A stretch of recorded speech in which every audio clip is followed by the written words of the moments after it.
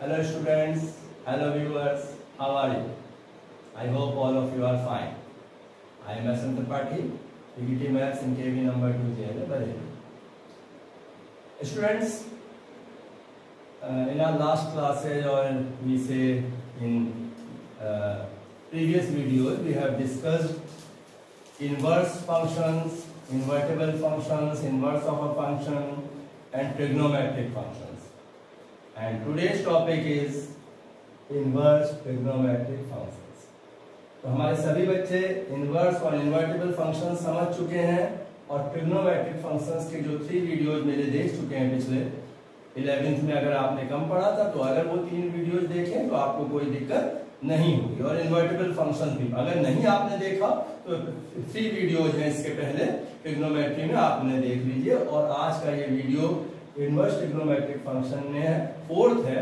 इससे पहले वीडियो हमारा एक तरीके से रिवीजन था क्लास 11th का, और अब हम इनवर्स ट्रिग्नोमेट्रिक फंक्शन पढ़ने जा रहे हैं।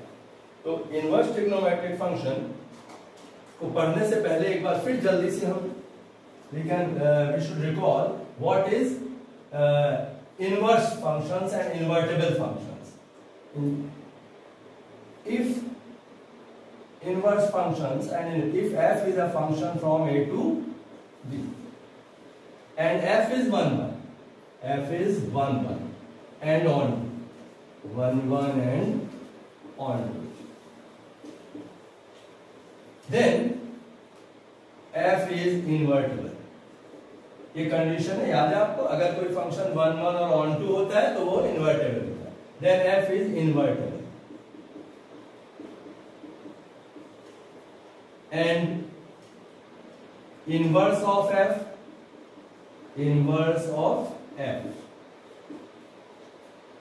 डिनोटेड बाय इसका क्या कैसे डिनोट करते थे हम? ये f का इनवर्स g, लेकिन g इनवर्स को डिनोट करते हैं f inverse. Okay, and this f inverse is a function from b to b. Inverse of f को f inverse से डिनोट करते हैं और f inverse b से। ये पिछले इन्वर्टिबल फंक्शन हमने पढ़ लिया, बस हम याद दिला रहे हैं आपको। f inverse from b to b, clear? f inverse of x equals to x, okay, that x belongs to a। इसका मतलब क्या है? that is f inverse, okay, इतना ही छोड़ देते हैं, आइडेंटिटी फंक्शन है ये, ठीक है, f है। And also f o f inverse y equals to y belongs to b। तो ये इन्वर्ट, अगर f 1 1 on 2 है तो इन्वर्टेबल होता है, और f का इन्वर्स इससे डिनोट करते हैं। इन्वर्टेबल फंक्शन के ये डेफिनेशन में आता है कि f inverse o f x होगा, f o f inverse y होगा अगर f का inverse f function f inverse है। इसको f इनवर्स बोल सकते हैं, f inverse. Now one thing more, जो f का रेंज है वो f इनवर्स का डोमेन होता है। ध्यान रखिए, अगर f का रेंज b है तो ये b जो है f इनवर्स का डोमेन है। तो डोमेन और range of f is equal is same as domain of f inverse. Important बात है इस पर। And f inverse domain of f is range of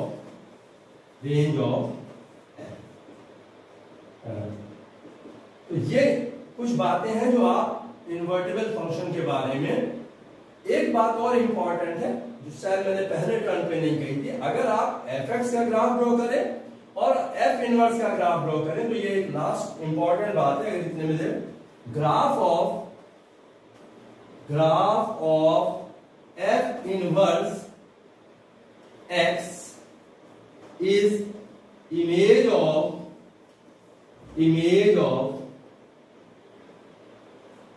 fx in the line y equals to x। ये चीज हमेशा true है। अगर f inverse का ग्राफ बनाना और fx का ग्राफ आपको बताओ तो उसका X Y equal to X line में अगर हम इमेज बना दें, जिसे रिफ्लेक्शन भी कहते हैं, इमेज बनाएंगे तो बनेगा। अभी अगर एक छोटा सा एग्जांपल, तो ये आपने नोट कर लिया, आपको याद आ गया, बहुत इंपॉर्टेंट चीज है। अब हम इनवर्स ट्रिग्नोमेट्रिक फंक्शन पे हैं, उससे पहले मैं एक सिंपल एग्जांपल से आपको ये लाइन जरा क्लियर कर दूं कि graph of n F inverse x is image of fx in the line y equals to x। फिर हम इनवर्स ट्रिग्नोमेट्रिक फंक्शन पे आएंगे, इसको भी आप बना दीजिए।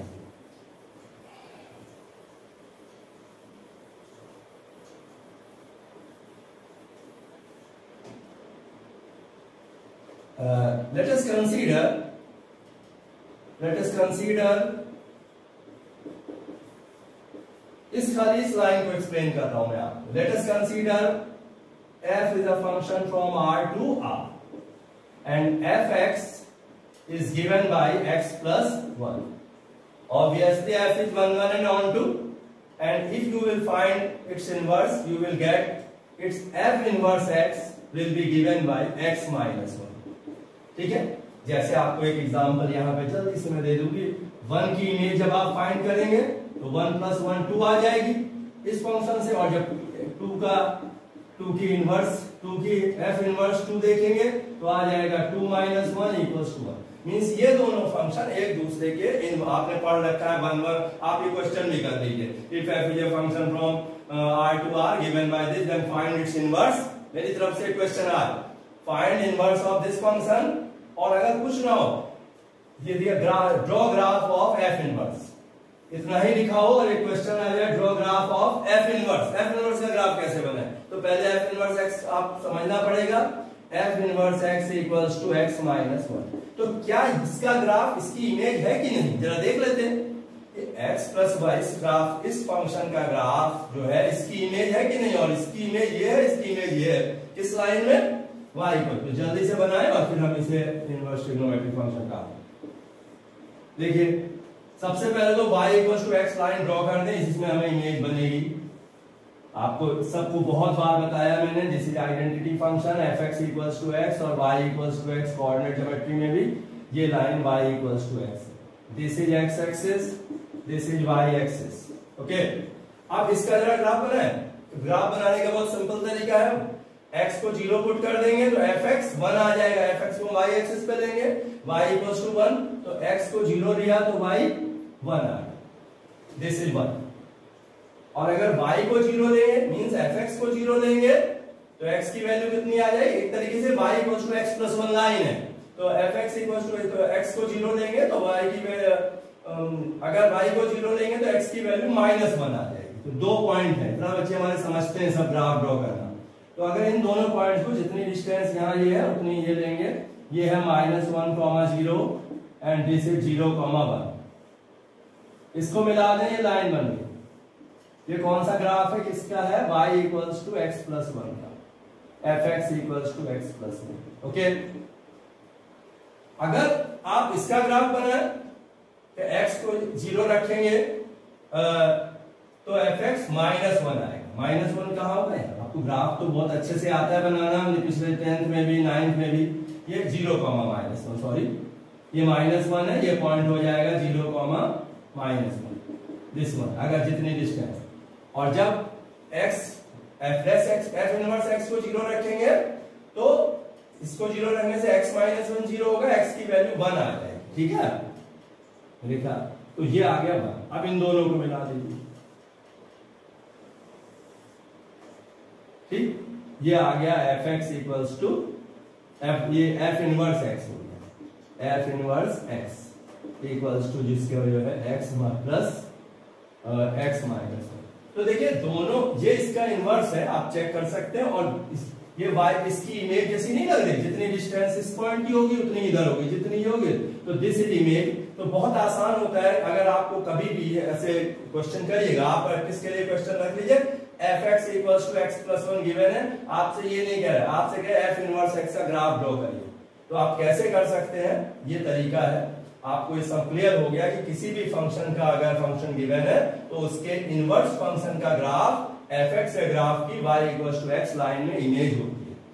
ठीक है, अब इसको हम ट्रिग्नोमेट्रिक फंक्शन में, इनवर्स ट्रिग्नोमेट्रिक में कैसे यूज करेंगे वो आप देखेंगे। तो अब हम अपने आज का जो मेन हमारा टॉपिक है, अभी तक हम उसका बेस आपको कुछ बातें बता रहे थे, और अब हम तो जो डेफिनेशन मैंने दी उसके हिसाब से इनवर्स ट्रिग्नोमेट्रिक फंक्शन तो आपको मालूम है। ट्रिग्नोमेट्रिक फंक्शंस कौन कौन से हैं?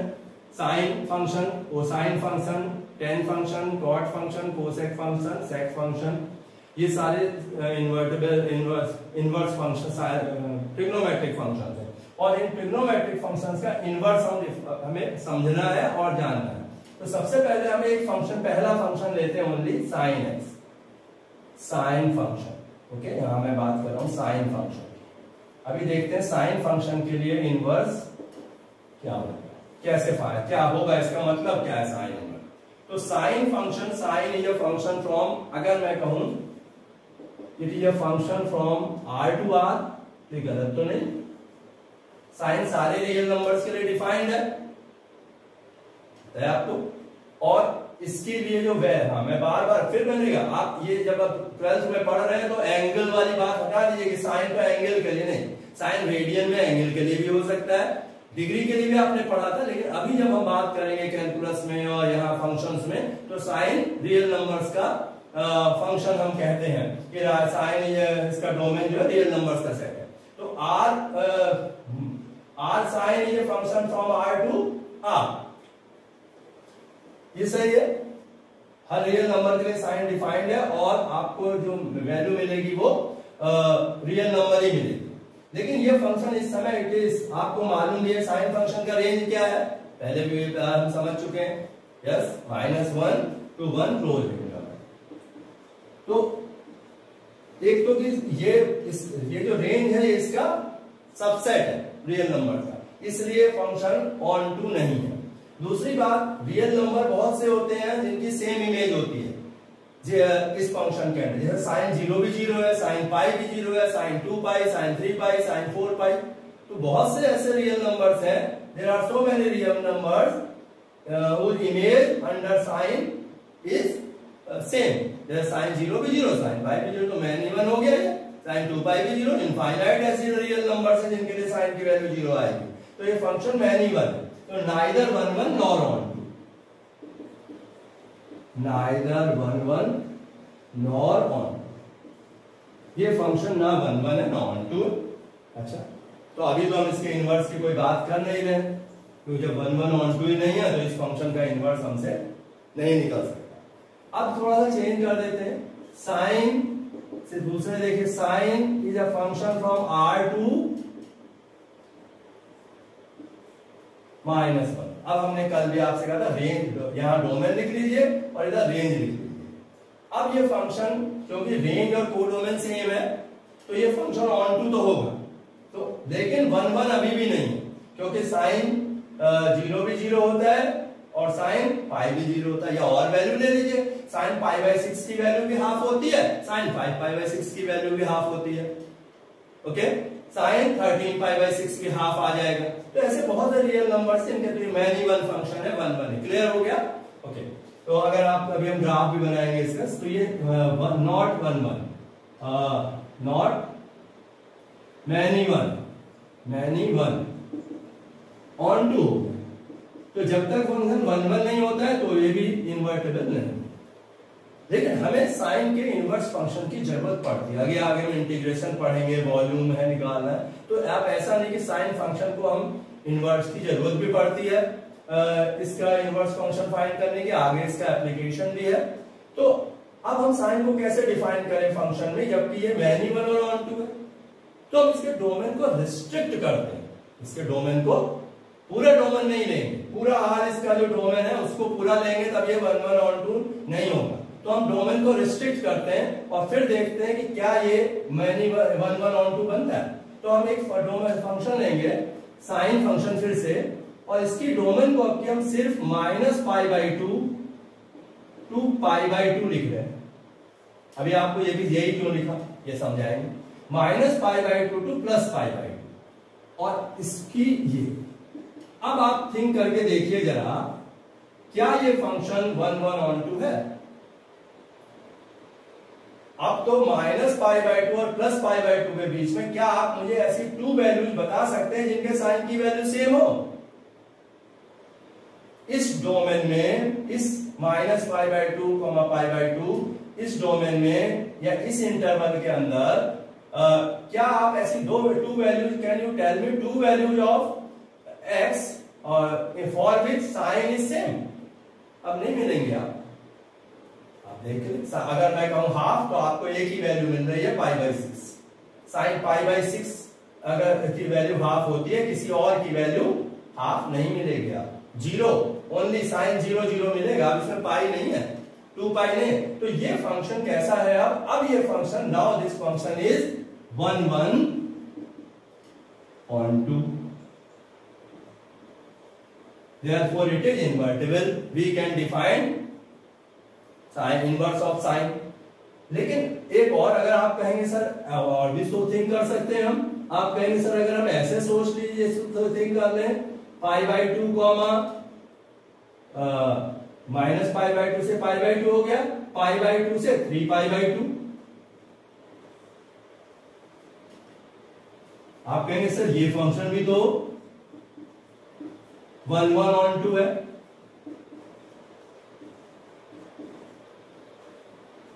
कोई ये भी कह सकता है सर साइन फंक्शन अगर हम 3 पाई बाई टू से 5 पाई बाई टू ले लें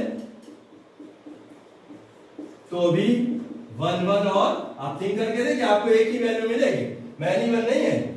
तो इस तरीके से हम डोमेन को कई तरह से रिस्ट्रिक्ट कर सकते हैं और उसके करस्पॉन्डिंग हम साइन इनवर्स को डिफाइन कर सकते हैं। अगर ये फंक्शन सही है तो मैंने आपको बताया if f is a function from a to b then f inverse can be defined. तो अभी हम इनको, ये वाली चीजें जो है बहुत से डोमेन है जिनको हम ले सकते हैं, लेकिन एज कन्वेंशन जब हम इसे लेते हैं इसके करस्पॉन्डिंग साइन इनवर्स को डिफाइन करने के लिए, तो जो साइन इनवर्स की वैल्यू आती है उसे प्रिंसिपल वैल्यू कहते हैं और ये प्रिंसिपल डोमेन मान सकते हैं आप इसे। हम जो साइन, इसके करस्पॉन्डिंग जो साइन इनवर्स हम ये भी डिफाइन कर सकते हैं, लेकिन अब आप ये मान के चलिए कि ये हो सकता है, लेकिन हम सिर्फ इस डोमेन की बात करते हैं और इसमें जो वैल्यू निकल के आएगी वो हमारे जो अपने क्लास में हो सकता है किसी कॉम्पिटिशन में आपसे इससे पूछ लिया जाए कि बताइए, अब बताइए कि साइन हाफ कितना होगा, साइन माइनस हाफ की, ये अलग चीज है। लेकिन हम जहां इनवर्स की बात कर, sine inverse half minus half क्या होगा इस पे पूछ, लेकिन अभी हम जब ये बात करेंगे तो हम इसके डोमेन को रिस्ट्रिक्ट कैसे कर सकते हैं। हमने यहाँ पे माइनस पाई बाई टू से प्लस पाई बाई टू में इसको डिफाइन किया है। अब अगर हम देन साइन, नाउ इस केस में, ठीक है, नाउ ये बात, now sine is invertible, sine is invertible, sine is invertible, sine function invertible function, sine function है यहाँ पे, साइन का फंक्शन दिया, ठीक है। एंड फिर वी डिनोट साइन को inverse of sine function, inverse of sine function. तो जैसे एफ फंक्शन के इनवर्स को एफ इनवर्स देखते थे, साइन के फंक्शन को क्या लिखेंगे, साइन इनवर्स।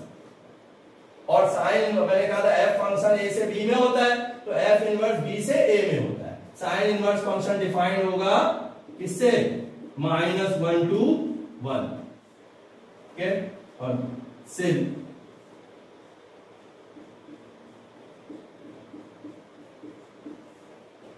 अभी मैंने आपसे कहा था साइन इनवर्स -1, 1 को आप पाई बाई टू से 3 पाई बाई टू में भी डिफाइन कर सकते थे, तो वो भी एक ब्रांच बनती साइन इनवर्स की, अलग अलग ब्रांच है। This branch is called principal branch of, okay, this branch is called principal branch. तो हमारे यहाँ क्योंकि और कोई ब्रांच नहीं है और इससे जो वैल्यू निकल के आएगी साइन इनवर्स की, इसके डोमेन में कोई नंबर लेके, that will be, it will be called principal value. Clear? तो हम यहाँ आगे चल के बताएं, this is called principal branch, principal, this is principal branch of sine inverse. तो इतना आपकी समझ में आ गया। अब जब आपने principal branch of sine inverse X कह सकते हैं, अगर साइन इनवर्स, अब डेफिनेशन देखिए, F inverse O F X होता है, तो sine inverse sine x equals to X. लेकिन यहां पे आप ध्यान रखिएगा कि x should belong to -pi by two to pi by, क्योंकि इसी में ये है, ये इनवर्स फंक्शन आपके लिए यहाँ अब हम अच्छा एक चीज और, अगर आपको कोई ब्रांच नहीं कहा है, कह दे find the value of, find the principal value of, तो आप ब्रांच से यही प्रिंसिपल ब्रांच समझेंगे। अगर कुछ नहीं लिखा हुआ है, किसी और ब्रांच में वैल्यू निकाल देंगे तो आंसर गलत हो जाएगा। तो आपको sine inverse sine x x ध्यान रखना है कि x belongs to minus π/2 to π/2, ठीक। इसी तरीके से साइन साइन इनवर्स x, ये बहुत इंपॉर्टेंट, वो कुछ नया है ही नहीं। जिस स्टूडेंट ने पढ़ लिया था कि f inverse O F X equals to X और f inverse of F X equals to X, वो समझ गया कि f इनवर्स की जगह साइन इनवर्स आ गया और f की जगह साइन आ गया। इसी तरीके से अगर आप दूसरा ये लिख लें कि साइन, और इसमें बिल्कुल कंफ्यूज होने की बात है, x एक रियल नंबर है, यहाँ x इसको बिलोंग करता है माइनस π/2 को, ठीक है। और अगर मैं लिख दूं साइन साइन इनवर्स x, कुछ लोग यहाँ साइन थीटा लिख देते हैं क्योंकि दिमाग में चल रहा है कि एंगल है, sine inverse sine theta equals to theta and sine sine inverse x equals to x। तो यहाँ पे ऐसा नहीं है, sine inverse sine x equals to x हमने लिखा हुआ है, तो ये आप समझिए x भी लिख सकते हैं, थीटा भी लिख सकते हैं। एंगल की अगर बात है, इन जनरल एनसीईआरटी की बुक में कहीं भी थीटा वर्ड या एंगल वर्ड यूज नहीं किया है। इसको एक जगह लिखा हुआ है, नंबर्स की बात कही गई है। Sine inverse sine x equals to x, sine sine inverse x equals to, ये भी x होगा, लेकिन यहाँ x बिलोंग करता है -1 to 1। तो ये दोनों इंपॉर्टेंट फॉर्मूले जो खूब लगेंगे, बहुत सिंपल सी बात है। जब आपने f इनवर्स फंक्शन किया तो आपको कोई कठिन लग ही नहीं रहा है, तो फंक्शन की डेफिनेशन से, इनवर्स की डेफिनेशन से। एक और इंपॉर्टेंट बात बच्चों, इनवर्स ट्रिग्नोमेट्रिक फंक्शन के लिए कहीं कहीं आपको इनवर्स सर्कुलर फंक्शन भी लिखा हुआ मिल सकता है, नंबर 1, ओके। कहीं कहीं सर्कुलर फंक्शन को, ट्रिग्नोमेट्रिक फंक्शंस को सर्कुलर फंक्शन भी कह देते, क्योंकि आपको याद है यूनिट सर्किल से हमने ये फंक्शन डिफाइन किए थे, इसलिए कुछ जगह इसका नाम हमारे यहाँ नहीं लिखा, लेकिन हमारे यहाँ इसे आर्क साइन एक्स जरूर लिखा हुआ है। साइन इनवर्स साइन एक्स की जगह आप समझ लें कि अगर आपको, मैं इसको हटा रहा हूं, लिख लिया, साइन इनवर्स एक्स को आर्क साइन एक्स लिखना जरूरी है। साइन इनवर्स एक्स को आप आर्क साइन एक्स भी लिखा हुआ और आर्क साइन एक्स, इसीलिए ऑल्सो आर्क साइन एक्स। ये एक इंपॉर्टेंट बात है, एनसीईआरटी में भी एक जगह लिखा, यूज हमने नहीं किया है, लेकिन एक बात बताऊं, कभी जब आप गूगल में सर्च करें, मैं अभी जब आगे डिस्कस करूंगा, आप सब शायद कुछ बच्चों को पता भी हो, नहीं तो मैं बता, sine inverse half means x की वो वैल्यू जिसके लिए साइन की वैल्यू हाफ आएगी, ठीक है। तो साइन इनवर्स हाफ की वैल्यू π/6 होती है, सबको पता है वो अभी, और इसे देखिए गूगल में अगर आप सर्च करना चाहेंगे टाइप करके, तो आपको दिक्कत क्या है कि साइन के बाद इनवर्स कैसे लगाए, इनवर्स लगाना टाइपिंग में मोबाइल में दिक्कत होगी। तो जैसे ही आप लिख लीजिए आर्क साइन एक्स, कई जगह आप आर्क साइन, तो आपको मिल जाएगा फौरन arc sine half, arc sine half, इसका मतलब वो ये साइन इनवर्स हाफ। तो ये आपको गूगल में सर्च करेंगे तो π/6 मिल जाएगा। तो अगर खाली साइन लिखा होता, ओनली साइन π/6, तो ये कहते हो साइन हाफ की वैल्यू भी मिल जाएगी, क्योंकि मैंने कहा हाफ एक रियल नंबर है, हाफ रेडियन में मान लो हाफ रेडियन, तो भी ढूंढ सकते हैं साइन, ये अलग चीज है। इसका मतलब है साइन हाफ की वैल्यू, चाहे हाफ को रियल नंबर है, साइन हाफ रेडियन की वैल्यू, तो वो यहां मिलेगी आपको, जैसे साइन 30 डिग्री के साइन π/6 के। लेकिन अगर आर्क साइन एक्स लिखा, तो ये गूगल में आप ऐसे सर्च करो, ये लिखना मुश्किल होगा, ये फौरन मिल जाएगा। तो कहने का मतलब ये आर्क साइन एक्स भी एनसीईआरटी में से बहुत कम यूज किया गया है, या नहीं किया, एक जगह लिखा हुआ है, इसको ध्यान रखेंगे।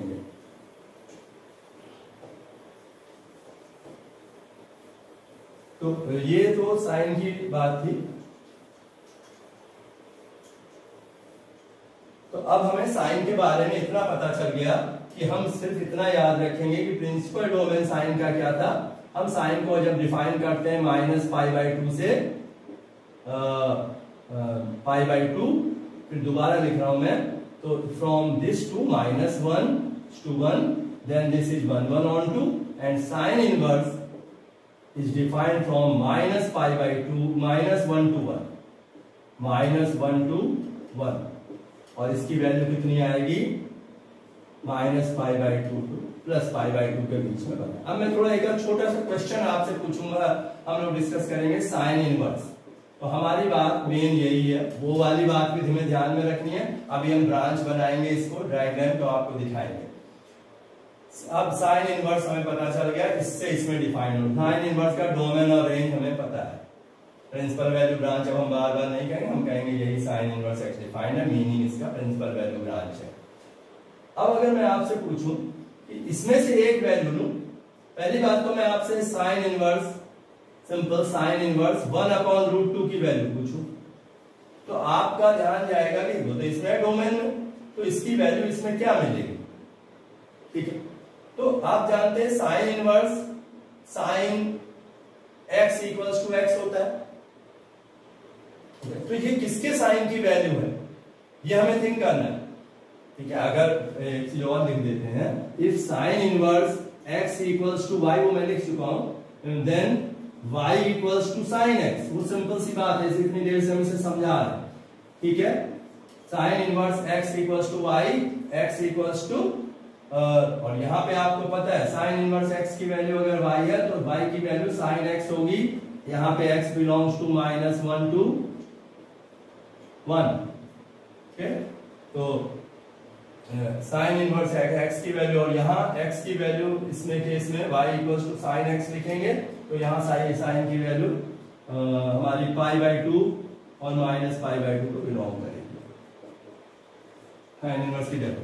क्या साइन इनवर्स हाफ की वैल्यू, जैसे साइन इनवर्स 1/√2 पूछेंगे तो आपको ये इसमें डोमेन में तो है, रेंज में कौन सी वैल्यू मिलेगी आप थिंक करेंगे भाई, ये इसका मतलब जानते हैं -π/2 से 0, -π/2 से 0 और 0 से लेके π/2।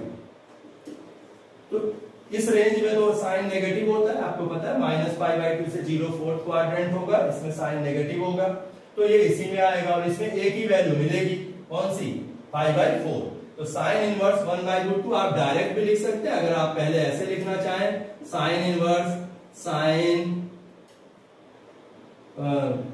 इसकी जगह पे आप लिख दें sine inverse sine π/4 and then your answer will be π। अगर आप समझ है आपको, आप ये मत लिखिए, डायरेक्ट लिख देंगे तो भी आपको मार्क्स मिलेंगे, क्योंकि ये आपको पता है कि ये किसके लिए होगा, किस वैल्यू के लिए साइन। लेकिन आपको ढूंढना किसमें, ओनली इस इंटरवल में। आप ये, अच्छा एक चीज और, अगर कोई स्टूडेंट ये लिख दे sine inverse 1/√2 equals to sine inverse sine 3π/4, और इसका आंसर आप लिख देंगे 3π/4, तो आपका मार्क्स कट जाए। ठीक है, क्योंकि हमें मालूम है, हमसे इसकी प्रिंसिपल वैल्यू पूछी जाएगी।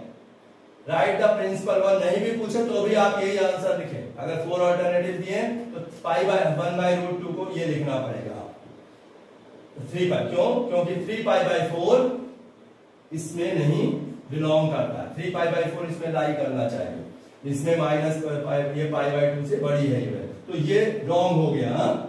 अगर आपने ऐसे लिख दिया ये सही है, दोनों ही आंसर सही है, लेकिन हमें ये लिख दिया। तो एक चीज और, अगर आपको पेपर में मान लीजिए ये ना लिखा हो और सीधे इतना लिखा मिल जाए, पहले मैं आपको साइन इनवर्स, पहले मैं इसको बता दूं, साइन इनवर्स -हाफ, तो साइन इनवर्स -हाफ। अब आप फिर थिंक करेंगे कि 0 से π/2 के, -π/2 से +π/2 के बीच में तो आएगी वैल्यू, लेकिन -π/2 से ये -π/2 है, ये 0 है और ये π/2 है। ये कौन सा क्वाड्रेंट है, फोर्थ, और वो कौन सा है, फर्स्ट।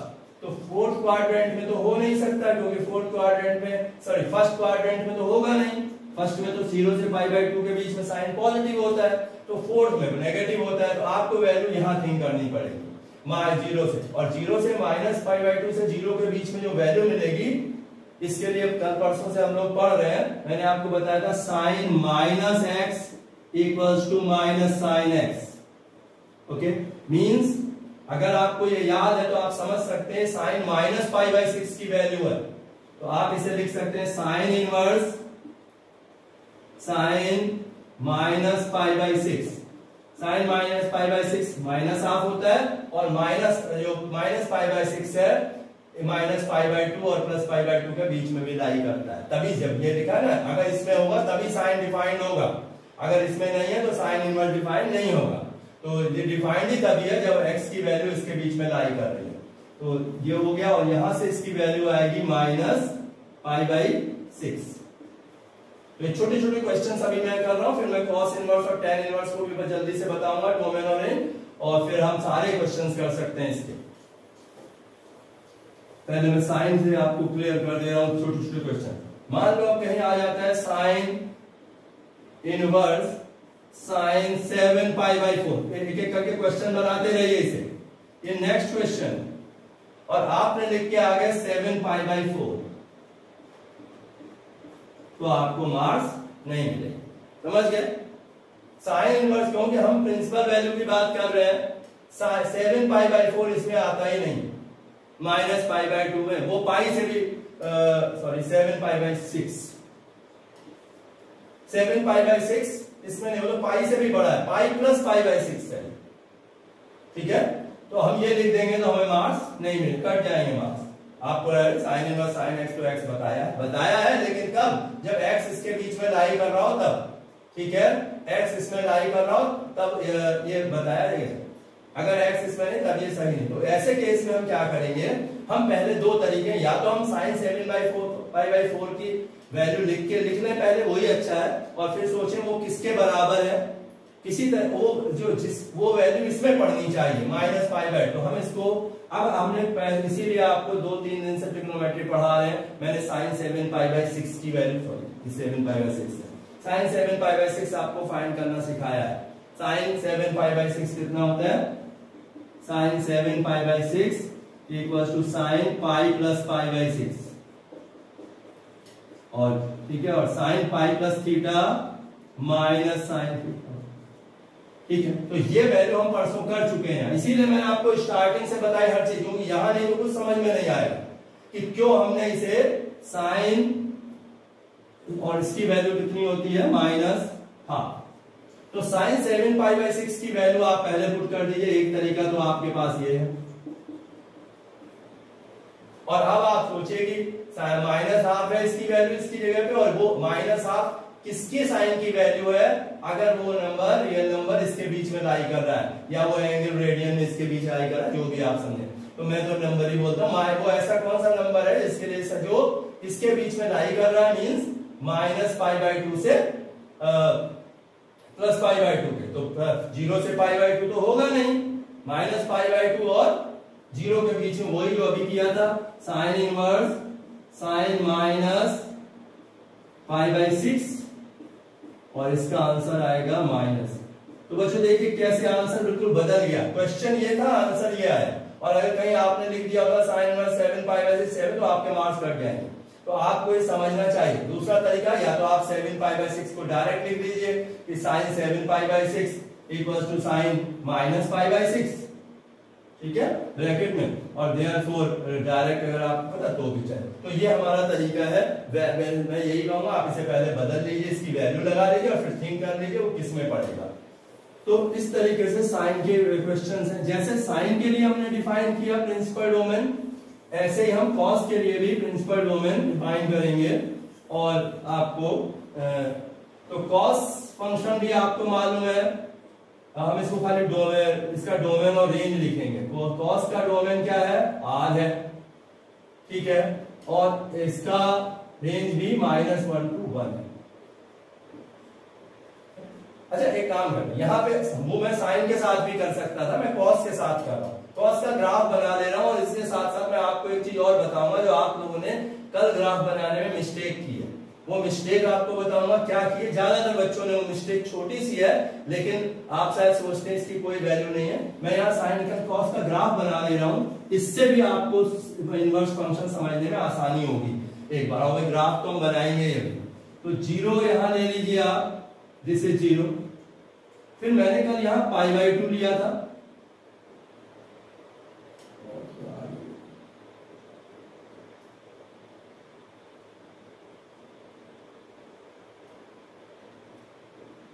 यहां π/2 लिया था। फिर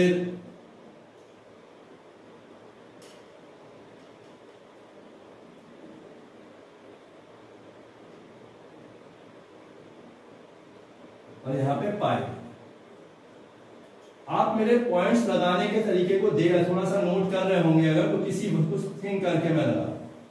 कुछ बच्चों ने इस ग्राफ को कैसे बनाया साइन एक्स के, और उन्होंने सोचा सर ने तो बड़ा पतला सा क्यों बनाया, अच्छा सा बनाते 0 से π/2। तो मैंने ग्राफ को बनाते समय इसे 1 यहां लिया था और ग्राफ को इस तरीके से बनाया था, पतला सा, ठीक है, साइन के लिए, बिकॉज के। तो बच्चों ने सोचा इसकी क्या वैल्यू, उन्होंने 1 यहां दिखा दिया और ग्राफ को ऐसा बना दिया। ओके, तो ये ग्राफ वैसे रफ स्केचिंग में भी गलत है मेरी समझ में। जब अभी आप साइन इनवर्स से इसका ग्राफ साइन के ग्राफ से बनाएंगे तो मिस्टेक पता चल जाएगी। अगर आप इधर π/2 का मतलब समझ रहे हैं, π/2 एक रियल नंबर है और उसकी वैल्यू कितनी होगी, π/2 1.5 अप्रोक्सीमेट बात कर रहा हूं, एग्जैक्ट तो निकलती नहीं है। पाई की वैल्यू 3.14 अगर अप्रोक्सीमेट मान ले, लगभग ये 1.57 पे होगा पॉइंट। तो 1.5 से इसीलिए मैं ये 0.5 बनाया, मैंने यहाँ 0.1 बनाया, यहाँ कहीं 1.5 बनाया, उसी के थोड़ा बहुत तो चलेगा, लेकिन ये नहीं कि आप π/2 को तो ये 1.57 दिखा रहे हैं और 1 इतना दिखा रहे हैं। तो ये कई बच्चों ने ऐसा ग्राफ बनाया और ये करके, तो ये ग्राफ इस हिसाब से गलत है। जब आप साइन इनवर्स, ये तरीका सही नहीं। यहां पे भी आप रियल नंबर ले रहे हैं एक्स और यहां भी रियल नंबर है। आप ये कह सकते हैं मैं रेडियन में एंगल ले रहा हूं, लेकिन वो रेडियन में angle x radian arc length x को डिनोट करता है, जब ट्रिग्नोमेट्रिक फंक्शन इसीलिए पढ़ाना जरूरी था। तो यहाँ पे आप समझ रहे हैं कि ये अगर हम 1 को आप इतनी डिस्टेंस ही लें, अगर आप ये 0.5 यहाँ लिया तो लगभग 0.5 यहाँ 1, ये 1.5 है, ये 1.57 है और ये 1। इस बात को समझिए, अगर आपने इसको नहीं समझा तो ठीक है। तो मैं ग्राफ, कुछ बच्चों ने इस तरीके से बनाया ग्राफ, उन्होंने π/2, ये गलत। हमेशा ये जो इसकी टॉप जाएगा वर्टेक्स, वो इस डिस्टेंस से कम होगा, क्योंकि ये 1.57 है और ये 1 है, यहां तो 1 होगा। तो 3 हिस्से करिए इसके और 2 हिस्से ले लीजिए, 2 पार्ट्स, जैसे मैंने यहाँ किया। ये 1.5 1 1.57 अप्रोक्सीमेट ले लिया और यहाँ पे इसे मैंने लिया है 0.5 और 1। तो यहां तक जब हम इसका ग्राफ बनाएंगे तो यहां तक आएगा। इसलिए ये जो ग्राफ जब जाएगा, थोड़ा बहुत आप और मुझसे ज्यादा अच्छा बना सकते हैं स्केल को यूज करें तो रफ स्केचिंग में भी ध्यान रखें। ये साइन एक्स का ग्राफ बनेगा, ये π/2 पे मैक्सिमम होगा 1। ओके, ये साइन, खैर मैं cos x की बात कर रहा था, तो cos का बना देते हैं, बात दोनों में एक ही है। तो इस बात को बहुत दोबारा जब बनाएंगे, सब बच्चे जिन्होंने ग्राफ इस ढंग से बनाया है, मैंने सबका होमवर्क चेक किया है, तो उन लोगों ने जल्दी में इस बात का ध्यान नहीं रखा कि हमें इसको कितना हाइट देनी है। अगर ये cos 0 कितना होता है, 1 होता है, और cos π/2 कितना होता है, 0 होता है। तो cos का ग्राफ ऐसे बनता है, ठीक है, एक रफ स्केचिंग है फिर भी आपको। और cos π/2, cos π की वैल्यू -1 हो जाती है। तो अगर ये 1 है तो यहाँ हम पहले सीख चुके हैं। आज मैं ग्राफ क्यों बना रहा हूं, अभी आपकी समझ में आएगा। बिना ग्राफ के इनवर्स फंक्शन को अच्छे से नहीं समझा जा सकता है। π/2 और cos π/2 0 और cos π की वैल्यू कितनी आएगी, 1 यहां पे, और फिर 3π/2 पे जाके 3π/2 होगा यहाँ पे। इधर देखिए -π/2,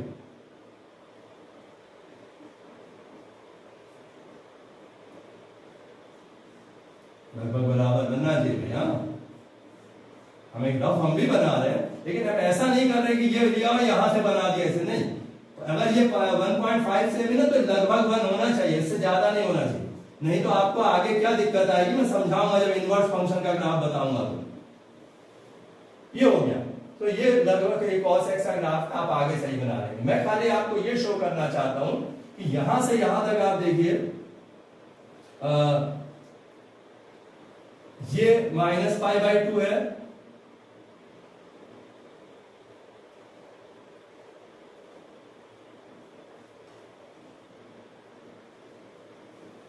और cos पाई पे, हाँ पाई पे इसकी वैल्यू 1 है, देखिए -1, और यहाँ cos -पाई पे इसकी वैल्यू,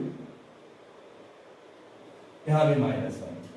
अब इस फंक्शन को गौर से देखिए, वही जो मैं पहले कह रहा था, अगर मैं इसे r से, रियल नंबर से डिफाइन किया गया है तो ये -1 और 1 के बीच में, cos x आगे तक बढ़ा, तो ये फंक्शन 1 1 नहीं है। देखिए अगर मैं इसको ऐसे बना दूं, ये दो जगह कट कर रहा है, 1 1 नहीं, ऐसे बना दूं या ऐसे बना दूं तो चार जगह कट कर दे रहा है, और बना दे तो कोई, तो ये फंक्शन 1 1 नहीं है। अब 1 1 बनाने के लिए पिछली बार मैंने साइन के लिए -π/2 से +π/2 ले लिया था, लेकिन यहां ये -π/2 से +π/2 आप लेंगे तो क्या होगा, ये फंक्शन 1 1 नहीं होगा, -π/2 ये है और +π/2 ये है, तो ये 1 1 है। इसलिए यहां पे और किसे 1 1 ऑन टू बनाने के लिए हम cos को डिफाइन करते हैं, इसका डोमेन को रिस्ट्रिक्ट करते हैं, रिस्ट्रिक्ट समझ रहे हैं, सीमित कर देते हैं, छोटा कर देते हैं, आगे जाने की परमिशन नहीं होती है। आजकल लॉकडाउन में सब लोग रिस्ट्रिक्टेड है, घर के अंदर बैठे हुए हैं, तो उसका एक सीमा हो गई आपकी। तो इसी तरीके से हम इसको यहाँ क्या कर देते हैं, रिस्ट्रिक्ट कर देते हैं फंक्शन को। यहाँ पे कहां से कहां तक, ये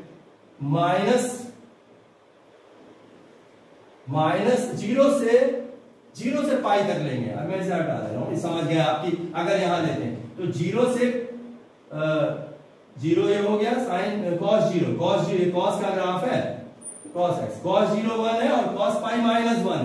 तो ये ग्राफ यहां से यहां तक देखिए, कहीं इसको कोई लाइन अगर ड्रॉ करेंगे इतने में तो एक ही जगह कट करेगी, और ये -0 से लेके पाई तक, this is 0 and this is pi, ऐसा बना लीजिए। 0 से लेके पाई तक ये फंक्शन कैसा है, इतने पार्ट को देखिए बस खाली, तो ये इसका प्रिंसिपल ब्रांच है, प्रिंसिपल डोमेन कह सकते हैं 0 से पाई को। तो cos को अगर हम डिफाइन करें, इसके डोमेन को रिस्ट्रिक्ट करें, पूरे r में नहीं ले सकते, और ये -π/2 +π/2 भी नहीं ले सकते, क्योंकि यहाँ दो जगह ये मैनिमल हो जाएगा। 0 से पाई में जैसे साइन के लिए -π/2 से +π/2 लिया था 1 1 बनाने के लिए, ऐसे ही हम यहां लेंगे 0 से पाई और फिर इससे 0 से पाई और पाई टू 0 टू पाई, और यहां यही रहेगा। अब ये फंक्शन जो है हमारा 1 1 है, ओके, 1 1 भी है और ऑन टू भी है, तो इसलिए इसका इनवर्स एग्जिस्ट करेगा। आप कहेंगे सर आपने पाई से 0 से पाई लिया, आप -π से 0 भी ले सकते थे, बिल्कुल मैं लिख दे रहा हूं इधर, मैं इसकी कोई जरूरत नहीं है। cos अगर मैं ऐसे ले लेता तो भी ये तब भी ये इसकी वैल्यू कितनी होती, -1 1। इस केस में भी ये इन्वर्टेबल होता, लेकिन फिर वही बात, एक कन्वेंशन है जिसमें हम प्रिंसिपल डोमेन या प्रिंसिपल ब्रांच की बात करते हैं, उसका बहुत बड़ा ग्राफ है, इतने ब्रांच इसका प्रिंसिपल ब्रांच कहलाता है, ठीक है। cos x का भी cos इनवर्स x बनाएंगे तब, और ये डोमेन है इसका। तो इस तरीके से मैंने हमें आपको याद दिलाया कि cos x के ग्राफ से समझ सकते हैं कि क्यों यहाँ 0 टू पाई लिया है। अब इस इंटरवल में आपको एक ही वैल्यू मिलेगी जिसके लिए cos की वैल्यू या अब आप cos इनवर्स डिफाइन कर लीजिए, cos inverse this is 1 1 on 2 हो गया, 1 1 ऑन 2, रिस्ट्रिक्ट कर दिया डोमेन, सिर्फ 0 से पाई, रेंज उतना ही रहा, ये नॉट 1 1, क्यों है, क्योंकि cos π/2 भी 0 होता है, cos 3π/2 भी 0 होता है, cos 5π मैनी 1 हो गया, नॉट 1 1, लेकिन ऑन 2 है, तो ये तो इन्वर्टेबल नहीं होगा ना, इन्वर्टेबल नॉट इन्वर्टेबल, हमारा ये 1 1 ऑन 2 है, इसलिए ये इन्वर्टेबल है, 1 1 ऑन 2 दिस इज इन्वर्टेबल, और जब इन्वर्टेबल है तभी तो cos इनवर्स डिफाइन होगा। तो cos इनवर्स आ गया -1 2, बताया डोमेन और रेंज आपस में चेंज हो जाते हैं, 0 टू पाई। अब देखिए फर्क कितना पड़ा, अगर अब अभी तक मैंने आपसे cos इनवर्स -1 to 1 और इसका रेंज है, छोटे छोटे क्वेश्चंस, cos की वैल्यू अगर मैं आपसे पूछूं cos इनवर्स √3/2, आप जानते हैं, ठीक है, इस आपको ये तो वैल्यू मिल गई। अब इसकी इमेज कहां मिलेगी इसमें, तो 0 से पाई में ऐसी कौन सी वैल्यू है जिसके लिए cos √3/2 होता है, तो फिर क्या ना cos इनवर्स √3, यहां से एक वैल्यू ले ली, डोमेन में से एक वैल्यू ले ली, अब उसकी जब cos इनवर्स रेंज निकालेंगे ये फंक्शन इससे, तो इसमें मिलेगी, और इसमें वो कौन सी वैल्यू है जिसके लिए, तो आप कहेंगे दो, तो अगर चाहे कैसे ही समझ लीजिए, अगर ऐसे समझना चाहे तो भी कोई हर्जा नहीं, 0 से π/2 और π/2 से पाई, ये फर्स्ट क्वाड्रेंट, ये सेकंड, फर्स्ट में तो कॉस पॉजिटिव होता है, सेकंड में कॉस नेगेटिव होता है, तो इसमें तो होने का सवाल ही नहीं है। तो फर्स्ट में आपको एक ही वैल्यू मिलेगी, कौन सी? आप सबको याद है, क्लास 10 से आपको याद है। कितना लिख दूं? π/6। ठीक है। अगर मैं यहां लिख दूं कॉस इनवर्स -√3/2, अब देखिए चेंज हो गया। वहां मैं -π/6 लिख रहा था, साइन अगर मैंने लिखा था साइन इनवर्स -π/6, यहां क्या करेंगे? यहां -π/6 नहीं लिख देंगे आप, यहां आपको कुछ और सोचना पड़ेगा। यहां सोचना पड़ेगा कि वो जी इसमें किसमें ढूंढनी है वैल्यू, ये इंपॉर्टेंट। 0 to π में देखेंगे ऐसी कौन सी वैल्यू है जिसके लिए कॉस की वैल्यू -√3/2 होती है और वो 0 to π में पड़ती है। तो 0 इसे एक ही, क्योंकि एक ही वैल्यू मिलेगी, नॉट मोर देन 1, और वो वैल्यूज पहले में तो पॉजिटिव था, सेकंड में मिलेगी।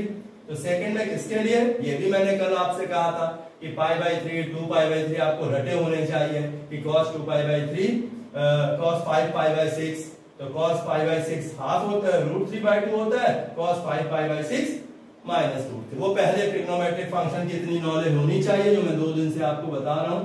तो यहां लिख देंगे cos इनवर्स, या डायरेक्ट लिख दें, इसे डायरेक्ट लिख सकते हैं, या तो ऐसे लिख दें cos इनवर्स cos 5π/6, तो भी सही है।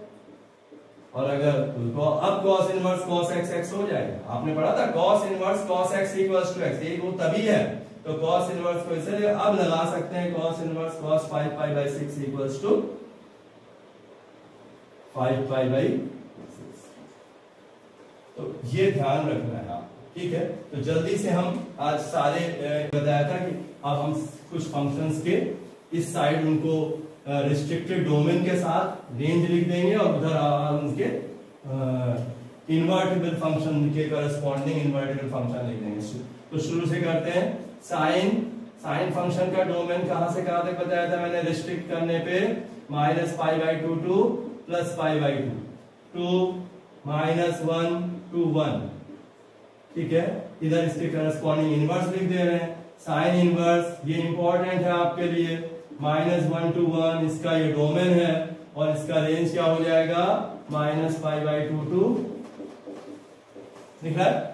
ये साइन है और ये साइन इनवर्स है, ठीक। हम इसको इनवर्स, ये सब इनको रिस्ट्रिक्टेड डोमेन के साथ लिख रहे हैं जिससे कि ये डिफाइन हो जाए। यस, 0 to π बुक में दिया हुआ है, सेकंड चैप्टर मैंने सबको भेजा, मैं तो लिख रहा हूं, बुक में भी मिलेगा आपको, आप खुद लिखेंगे, कुछ मैं छोड़ दूंगा आपके लिए। 0 to π, तो साइन cos 0 to π है, कितना आ जाएगा बताइए?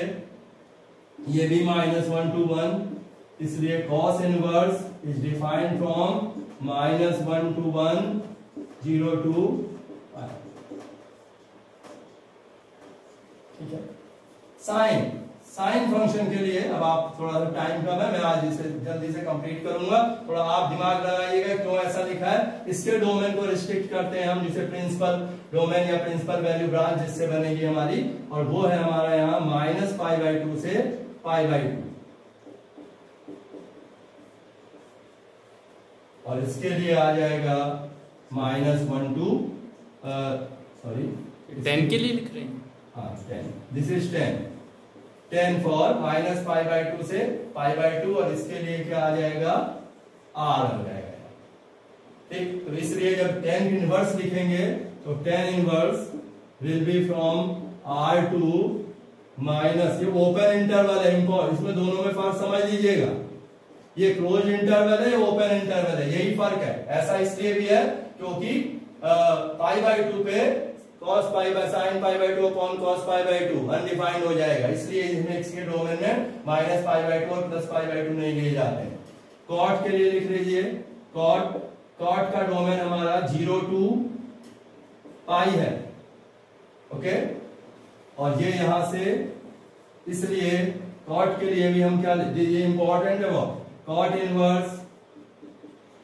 Inverse is from r to 0 to π। अब कोसेक के लिए देखिए, कोसेक साइन हमारा -π/2 से +π/2 में है, लेकिन कोसेक भी होगा -π/2 to +π/2।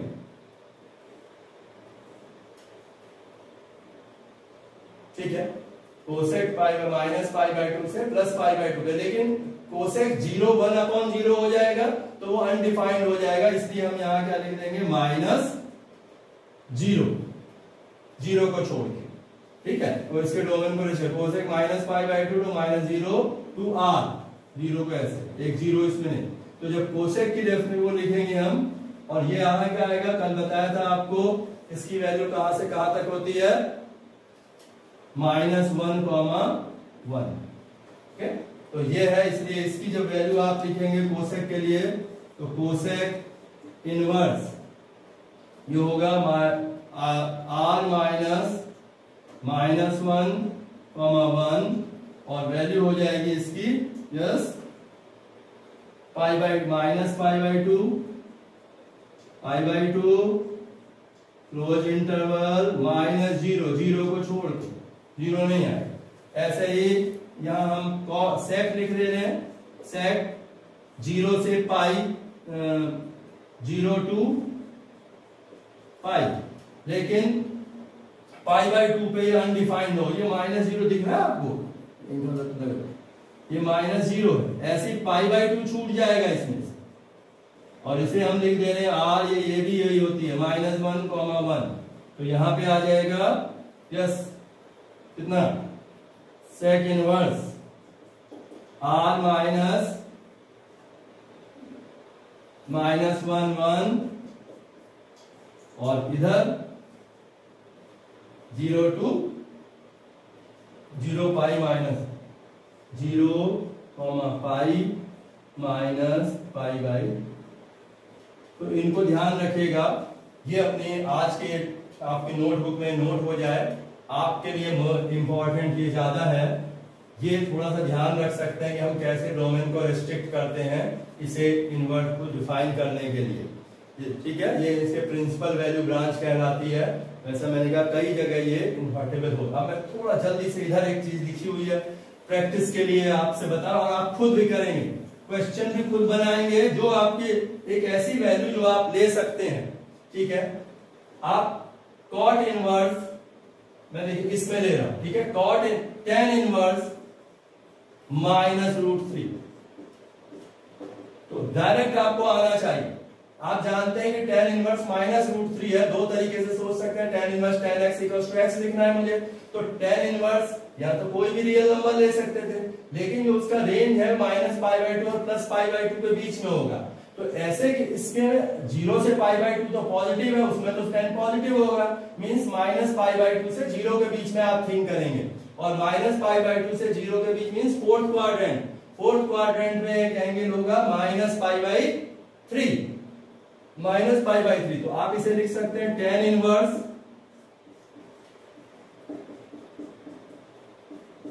एक बात समझिए, अगर आप तो tan इनवर्स 10 - π/3 ये आ जाएगा -π/3, अगर ठीक है, tan 60 की वैल्यू √3 होती है, तो ये अगर आपको यही नहीं मालूम है कि हमें किसमें लेना है, अब देखिए कॉट में यही चेंज हो जाए, मैं लिख दे रहा हूं कॉट इनवर्स -√3, तो आप नहीं लिख देंगे -π/6, गलत हो जाएगा, फर्क समझिए, क्योंकि कॉट का डोमेन है 0 टू पाई, अब 0 से ये माइनस में है, इसको दो पार्ट में देखिए, 0 से π/2 और π/2 से पाई, 0 से π/2 फर्स्ट क्वाड्रेंट, उसमें तो पॉजिटिव होता है, यहाँ नेगेटिव है, तो π/2 से पाई के बीच में वैल्यू सोचिए जिसके लिए कॉट -√3 होता है, थिंक करिए, कल सब बता रखा है मैंने, कौन सी वैल्यू है किसके लिए, कॉट π/, पहले आपको मालूम है कॉट π/6 √3 होता है, कॉट π/6 √3 और cot π/6 √3 है, तो फिर मैंने याद है π/6 और 5π/6 सेम होते हैं, ये नॉलेज बहुत जरूरी थी, इसीलिए 3 दिन मैंने क्लास ली थी,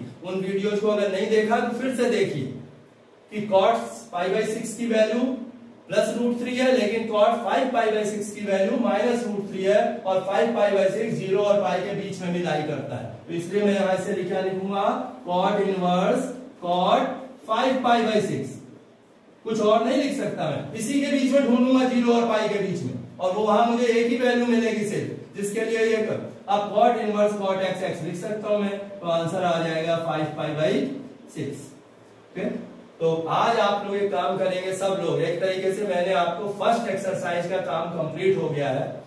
हम कल कुछ साइन एक्स के ग्राफ से साइन इनवर्स एक्स का ग्राफ उसकी इमेज होता है, अगर आज मैं उसे सब बताता सारा टाइम उसमें चला जाता, इसलिए मैंने से पहले कुछ क्वेश्चन दो चार आप कर लें, मतलब आप समझ गए हैं। तो अब हम लोग क्या करेंगे, सब लोग ध्यान रखें कि अब आप पहले एक्सरसाइज 2.1, अगर 2.1 आपने समझ के कर ली, इस बात को ध्यान रखा तो आप 2.1 एक्सरसाइज कर लेंगे। कुछ एग्जाम्पल मैंने दे ही दिए हैं यहाँ, ये एक तरीके से मैंने 2.1 के क्वेश्चंस कर दिए,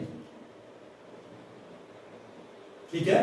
तो एक जगह बल्कि मुझे याद आ रहा है उसमें एक क्वेश्चन है, लास्ट क्वेश्चन में बता दे रहा हूं, पेपर बुक में क्वेश्चन नहीं, देख लीजिएगा, क्वेश्चन नंबर मुझे याद नहीं है, शायद tan inverse √3 minus cot inverse minus √3, ये क्वेश्चन है।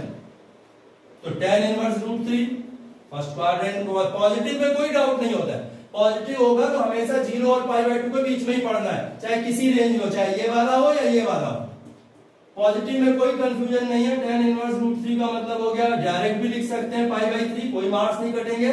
आप चाहे तो tan इनवर्स से पहले tan π/3 लिख लीजिए। यहां जरूर सोचना पड़ता है, अगर ये नेगेटिव है तो cot के हिसाब से अभी अभी बताया इसमें पड़ेगा, और मैंने अभी समझा दिया था कितना होगा, ये हम माइनस से लिखेंगे 5π/6, cot इनवर्स cot 5π/6, ठीक। जब आप इसे बोले तो ये π/3 आ जाएगा और ये माइनस 5π/6 आ जाएगा, ठीक है। क्लियर? तो अब आप इसे एलसीएम लेके सॉल्व कर लीजिए, क्या आ जाएगा, 6 2π माइनस 2π माइनस 5π, तो ये आ जाएगा माइनस 3π/6 और माइनस π/2। ये शायद बुक में एक ऑब्जेक्टिव टाइप क्वेश्चन है, इसके 4 अल्टरनेटिव दिए हैं, तो ये सही हो जाएगा।